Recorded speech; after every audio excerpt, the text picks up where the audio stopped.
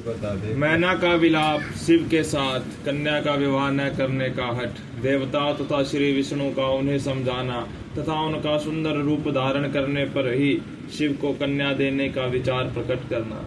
ब्रह्मा जी कहते हैं, नारद, जब हिमाचल प्रिया सती मैना को चेत हुआ तब वे अत्यंत क्षुब्ध होकर विलाप एवं तिरस्कार करने लगी। पहले तो उन्होंने अपने पुत्रों की निंदा की, इसके बाद वे तुम्हें और अपनी पुत्री को दुर्वचन सुनाने लगी। मैना बोली, मुने, पहले तो तुमने यह कहा कि शिवा शिव का वरण करेगी, पीछे मेरे पति हिमवान का कर्तव्य बताकर उन्हें आराधना पूजा में लगाया, परंतु इसका यथार्थ फल क्या देखा गया? विपरीत एवं अनर्थकारी दुर्बुद्धि देवे ऋषि, तुमने मुझ अधम नारी को सब तरह से ठग लिया। फिर मेरी बेटी ऐसा तप किया जो मुनियों के लिए भी दुष्कर हो, उसकी उस तपस्या का यह फल मिला जो देखने वालों को भी दुख में डालता है। हाय, मैं क्या करूं, कहाँ जाऊं, कौन मेरे दुखों का दूर करेगा? मेरा कुल आदि नष्ट हो गया, मेरा जीवन का भी नाश हो गया। कहाँ गए वे दिव्य ऋषि? पाऊं तो मैं उनकी दाढ़ी मूछ नोच लूं। वशिष्ठ की वह तपस्विनी पत्नी भी बड़ी धूर्ता है, वह स्वयं इस विवाह के लिए अगुआ बनकर आई थी। न जाने किन किन के अपराध से इस समय मेरा सब कुछ लुट गया। ऐसा कहकर मैना अपनी पुत्री शिवा की ओर देखकर उन्हें कटु वचन सुनाने लगी। अरे दुष्ट लड़की, तूने यह कौन सा कर्म किया जो मेरे लिए दुखदायक हो गया? तुझ दुष्टा ने स्वयं ही सोना देकर कांच खरीदा है, चंदन छोड़कर अपने अंगों में कीचड़ का ढेर पोत लिया।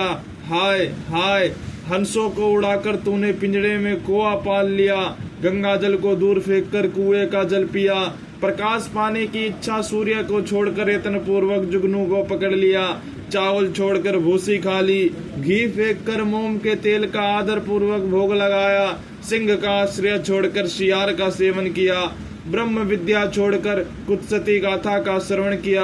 बेटी, तूने घर में रखी हुई यश की मंगलमय विभूति को दूर हटाकर चिता की अमंगलमयी राख अपने पल्ले बांध ली, क्योंकि समस्त श्रेष्ठ देवताओं और विष्णु आदि परमेश्वरों को छोड़कर अपनी कुबुद्धि के कारण शिव को पाने के लिए ऐसा तप किया। तुझको, तेरी बुद्धि को, तेरे रूप को और तेरे चरित्र को भी बारंबार धिक्कार है। तुझे तपस्या का उपदेश देने वाले नारद को तथा तेरी सहायता करने वाली दोनों सखियों को भी धिक्कार है। बेटी, हम दोनों माता पिता को भी धिक्कार है जिन्होंने तुझे जन्म दिया। नारद, तुम्हारी बुद्धि को भी धिक्कार है, सुबुद्धि देने वाले उन सप्त ऋषियों को भी धिक्कार है, तुम्हारे कुल को धिक्कार है, तुम्हारी क्रिया दक्षता को भी धिक्कार है, तथा तुमने जो कुछ किया उस सब को धिक्कार है। तुमने तो मेरा घर ही जला दिया, यह तो मेरा मरण ही है। ये पर्वतों के राजा आज मेरे निकट न आए, सप्त ऋषि लोग स्वयं मुझे अपना मुंह न दिखाए, इन सब ने मिलकर क्या साधा? मेरे कुल का नाश कर दिया। हाय, मैं बांझ क्यों नहीं हो गई, मेरा गर्भ क्यों नहीं गल गया, मैं अथवा मेरी पुत्री ही क्यों नहीं मर गई, अथवा राक्षस आदि ने भी आकाश में ले जाकर इसे क्यों नहीं खा डाला? पार्वती, आज मैं तेरा सिर काट डालूंगी, परंतु ये शरीर के टुकड़े लेकर क्या करूंगी? हाय हाय, तुझे छोड़कर कहाँ चली जाऊं, मेरा तो जीवन ही नष्ट हो गया। ब्रह्मा जी कहते हैं, नारद, यह कहकर मैना मूर्छित हो पृथ्वी पर गिर पड़ी। शोक रोष आदि से व्याकुल होने के कारण वे पति के समीप नहीं गई। देवरसे, उस समय सब देवता क्रमशः उनके निकट गए। सबसे पहले मैं पहुंचा। मुनि श्रेष्ठ, मुझे देखकर तुम स्वयं मैना से बोले। नारद ने कहा, पतिव्रते, तुम्हें पता नहीं, वास्तव में भगवान शिव का रूप बड़ा सुंदर है। उन्होंने लीला से ऐसा रूप धारण कर लिया है, यह उनका यथार्थ रूप नहीं है। इसलिए तुम क्रोध छोड़कर स्वस्थ हो जाओ, हठ छोड़कर विवाह का कार्य करो और अपनी शिवा का हाथ शिव के हाथों में दे दो। तुम्हारी यह बात सुनकर मैना तुमसे बोली, उठो, यहाँ से दूर चले जाओ, तुम दुष्टों और अधर्मों के शिरोमणि हो। मैना के ऐसा कहने पर मेरे साथ इंद्र आदि सब देवता एवं दिक्पाल क्रमशः आकर यूं बोले, पितरों की कन्या मैंने, तुम हमारे वचनों को प्रसन्नता पूर्वक सुनो। ये शिव निश्चय ही सबसे उत्कृष्ट देवता हैं और सबको उत्तम सुख देने वाले हैं। आपकी पुत्री के अत्यंत दुस्सह तप को देखकर इन भक्त वत्सल प्रभु ने कृपा पूर्वक उन्हें दर्शन और श्रेष्ठ वर दिया था। यह सुनकर मैना ने देवताओं से बारंबार अत्यंत विलाप करके कहा, शिव का रूप बड़ा भयंकर है, मैं उन्हें अपनी पुत्री नहीं दूंगी। आप सब देवता प्रपंच करके क्यों मेरी इस कन्या के उत्कृष्ट रूप को व्यर्थ करने के लिए उद्यत हैं। मुनीश्वर, उनके ऐसा कहने पर वशिष्ठ आदि सप्त ऋषियों ने वहां आकर यह बात कही, पितरों की कन्या तथा गिरिराज की रानी मैंने, हम लोग तुम्हारे कार्य सिद्ध करने के लिए आए हैं। जो कार्य सर्वथा उचित है और उपयोगी है, उसे तुम्हारे हट के कारण हम विपरीत कैसे मान ले। भगवान शंकर का दर्शन सबसे बड़ा लाभ है। वे दान पात्र होकर स्वयं तुम्हारे घर पधारे हैं। उनके ऐसा कहने पर भी ज्ञान दुर्बल मैना ने उनकी बात मिथ्या कर दी और रुष्ट होकर उनसे कहा, मैं शस्त्र आदि से अपनी बेटी के टुकड़े टुकड़े कर डालूंगी, परंतु उसे शंकर के हाथ में नहीं दूंगी। तुम सब लोग दूर हट जाओ, किसी को मेरे पास नहीं आना चाहिए। ऐसा कह अत्यंत विहल हो विलाप करके मैना चुप हो गई। मुने, वहां उनके इस बर्ताव से हाहाकार मच गया। तब हिमालय अत्यंत व्याकुल हो वहां आए और मैना को समझाने के लिए प्रेम पूर्वक तत्व दर्शाते हुए बोले। हिमालय ने कहा, प्रिय मैंने, मेरी बात सुनो, तुम इतने व्याकुल क्यों हो गई? देखो तो कौन कौन से महात्मा तुम्हारे घर पधारे हैं, तुम इनकी निंदा क्यों करती हो? भगवान शंकर को तुम भी जानती हो, किंतु नाम रूप वाले शंभु के विकट रूप को देखकर घबरा गई हो। मैं शंकर जी को भली भांति जानता हूँ, वे ही सबके प्रतिपालक हैं, पूजनियों के वे पूजनीय हैं तथा अनुग्रह एवं निग्रह करने वाले हैं। निष्पाप प्राण प्रिय, हठ न करो, मानसिक दुख छोड़ो, सुव्रते शीघ्र उठो और सब कार्य करो। पहली बार विकट रूपधारी शंभु ने मेरे द्वार पर आकर जो नाना प्रकार की लीलाएं की थी, मैं उनका आज तुम्हें स्मरण दिला रहा हूँ। उनके उस परम महात्म्य को देख और समझकर उस समय मैंने और तुमने उन्हें कन्यादान देना स्वीकार किया था। प्रिय, अपने उस बात को प्रमाण मानकर सार्थक करो। इस बात को सुनकर शिवा की माता मैना हिमालय से बोली, नाथ, मेरी बात सुनिए और सुनकर आपको वैसा ही करना चाहिए। आप अपनी पुत्री पार्वती के गले में रस्सी बांधकर इसे बेखट के पर्वत से नीचे गिरा दीजिए, परंतु मैं इसे हर के हाथ में नहीं दूंगी। अथवा नाथ, अपनी इस बेटी को ले जाकर निर्दयता पूर्वक समुद्र में डुबो दीजिए। गिरिराज, ऐसा करके आप पूर्ण सुखी हो जाइए। स्वामिन, यदि विकट रूपधारी रुद्र को आप अपनी पुत्री दे देंगे तो मैं निश्चय ही अपना शरीर त्याग दूंगी। मैना ने जब हठ पूर्वक ऐसी बात कही, तब पार्वती स्वयं आकर यह रमणीय वचन बोली, माँ, तुम्हारी बुद्धि तो बड़ी शुभकारक है, इस समय विपरीत कैसे हो गई? धर्म का अवलंबन करने वाली होकर वे तुम धर्म को कैसे छोड़ रही हो? ये रुद्रदेव सबकी उत्पत्ति के कारण भूत साक्षात ईश्वर हैं, इनसे बढ़कर दूसरा कोई नहीं।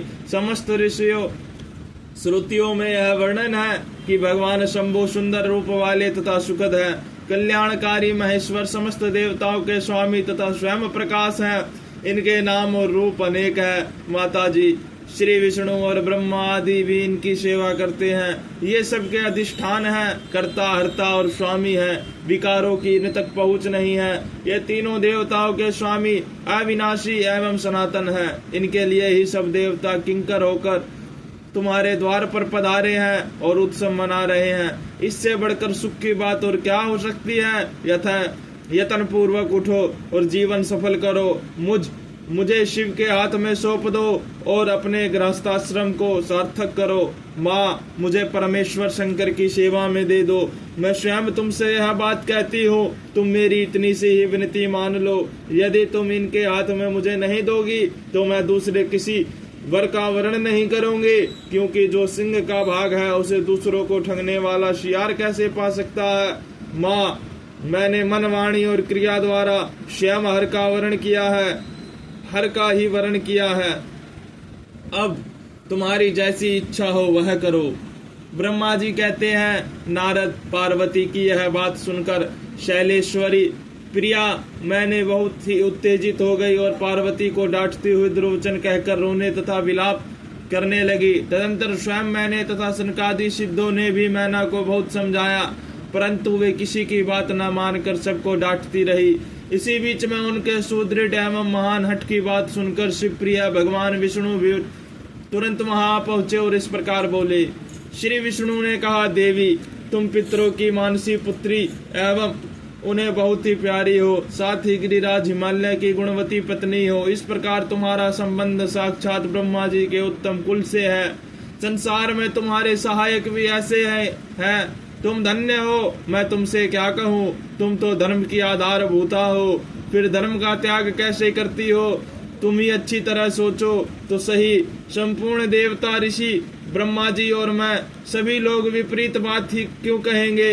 तुम शिव को नहीं जानती, वे निर्गुण भी है और सगुण भी है, कुरूप भी है और सुरूप भी है, सबके सेव्य तथा सत्पुरुषों के आश्रय हैं। उन्होंने मूल प्रकृति रूपा देवी ईश्वरी का निर्माण किया और उसके बगल में पुरुषोत्तम का निर्माण करके बिठाया।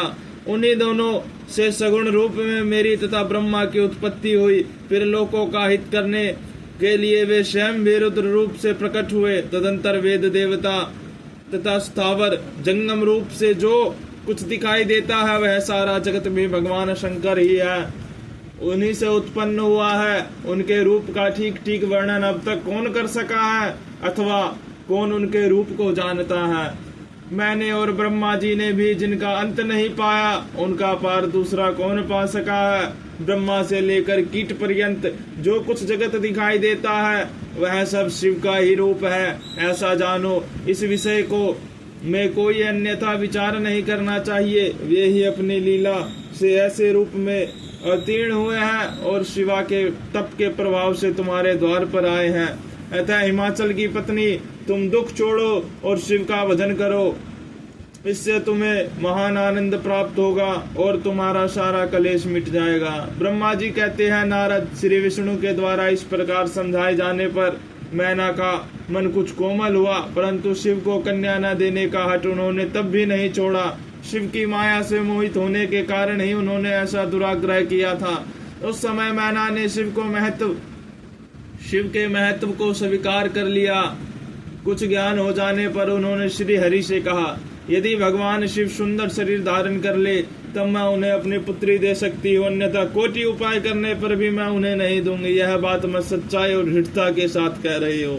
ऐसा कहकर दृढ़ता पूर्वक उत्तम व्रत का पालन करने वाली मैना शिव की इच्छा से प्रेरित हो चुप हो गई।